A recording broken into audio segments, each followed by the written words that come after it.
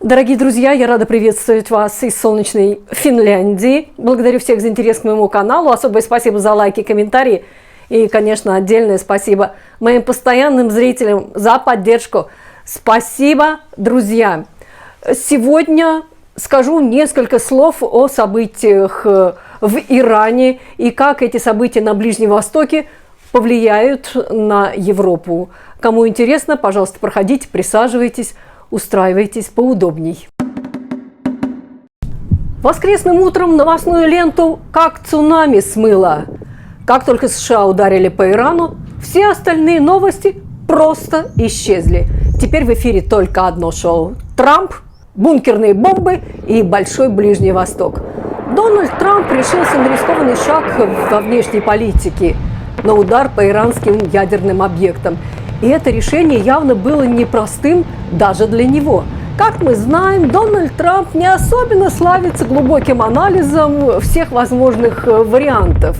Он скорее человек действия. Но в этот раз, на несколько дней, он предстал перед миром необычайно задумчивым, заставив весь мир гадать, ударят Штаты, не ударят по Ирану.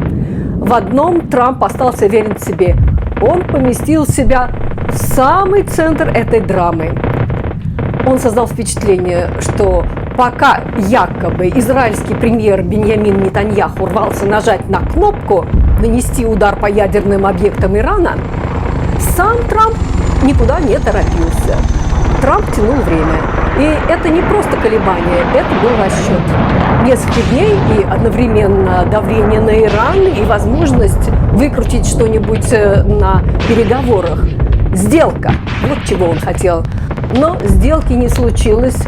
И когда в воскресенье утром американские бомбардировщики нанесли удары по иранским урановым объектам, стало понятно, это не конец. Это начало нового, более масштабного противостояния на Ближнем Востоке. Соединенные Штаты неизбежно оказались втянутыми в войну, которая, так или иначе, затянет весь Ближний Восток в свой водоворот. Иран попытается отомстить. И если иранский режим рухнет, это также будет иметь непредсказуемые последствия и для США, и для Израиля. И, конечно, возникает вопрос, а что же Европа?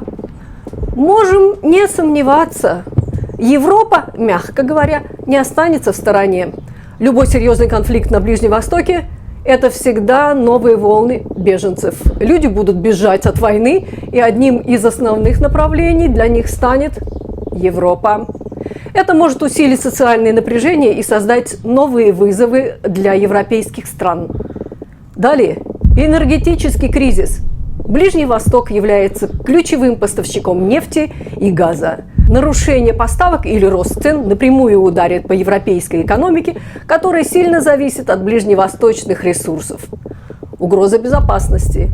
Радикальные группы могут использовать хаос для укрепления своих позиций и проведения терактов, что увеличит угрозу безопасности на европейском континенте в том числе.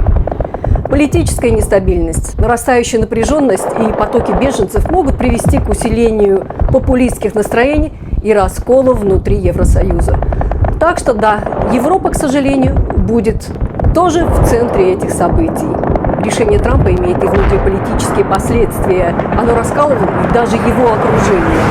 Трамп не может быть одновременно и главнокомандующим, и миротворцем. Администрация Трампа заявляет, что это был ограниченный превентивный удар, а не объявление войны. И вот вопрос, превентивный ли это удар или просто новая ближневосточная война, которую Трамп запустил ради собственной внешнеполитической легенды. Время покажет, но ставки сделаны, и мир стал еще более непредсказуемым. Вот так. Мир на паузе, дроны в воздухе, нефть на нервах. А мы вспоминаем латынь. «Si vis pacem, para bellum». Хочешь мира – готовься к войне.